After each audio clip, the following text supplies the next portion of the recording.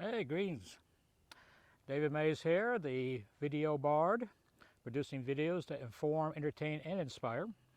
And thank you all for joining me today, sitting here on the park bench in Jesse H. Jones Park and Nature Center, which is west of Humble, Texas, sitting at the side of Cypress Pond. I think it is actually locally called Turtle Pond because there's a lot of turtles swimming around out here. But I like to come out here every now and then, just kind of commune with nature.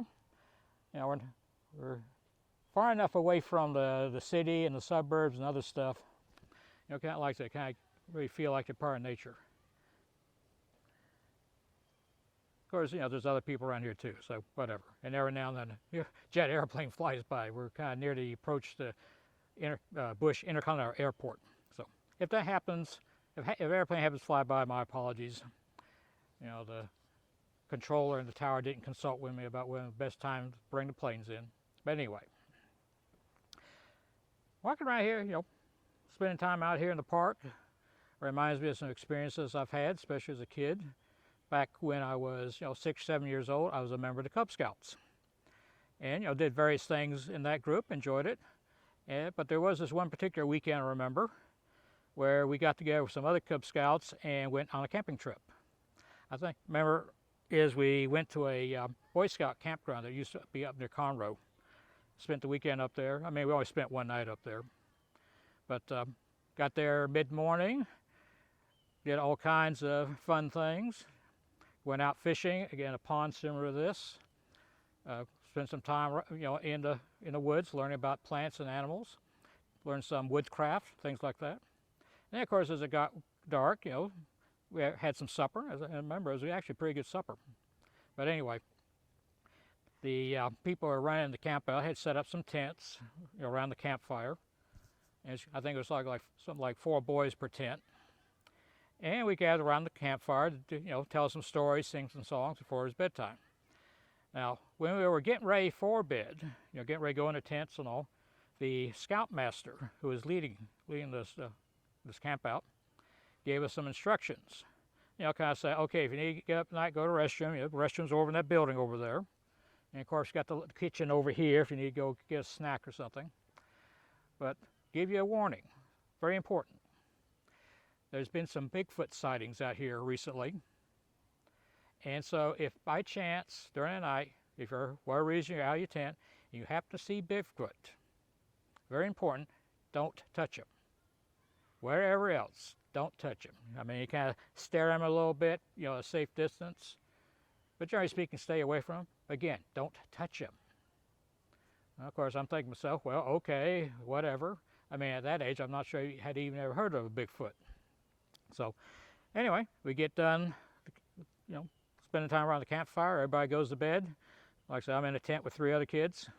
And 2 or 3 hours later, I decided I needed to get up because, you know, basically go answer the call of nature without getting any graphic details.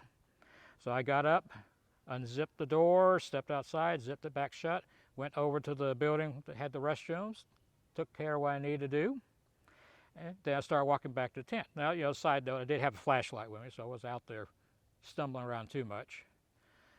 But anyway, I get to the tent. I'm actually reaching down to unzip the door where I hear this noise behind me.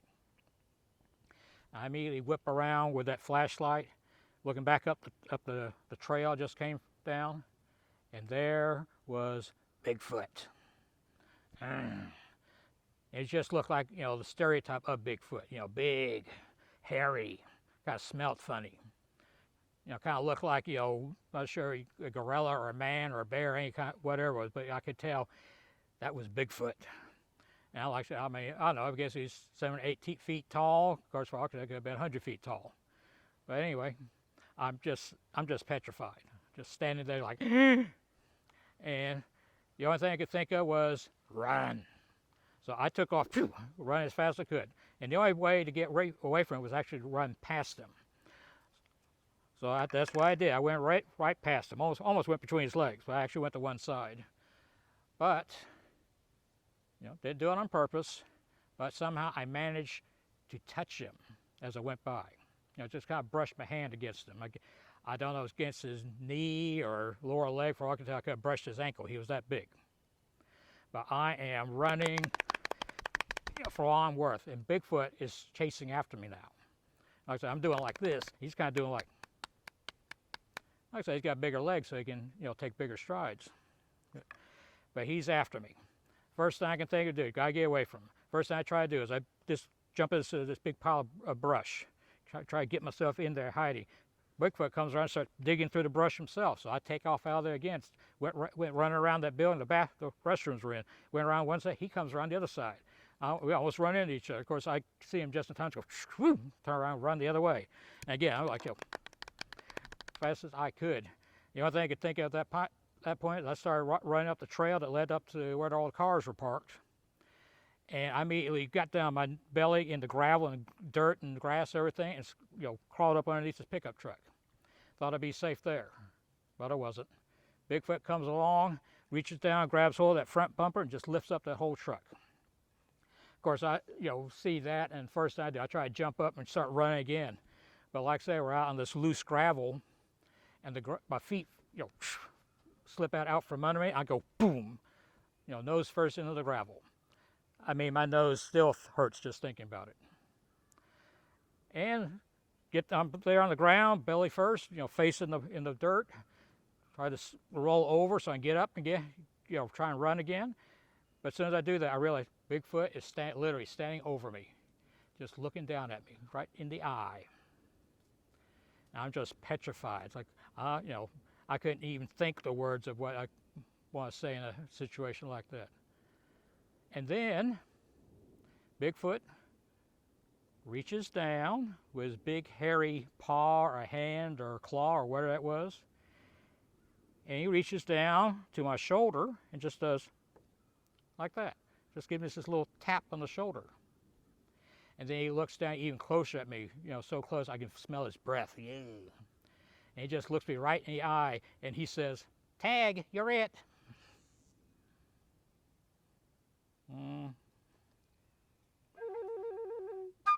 Okay.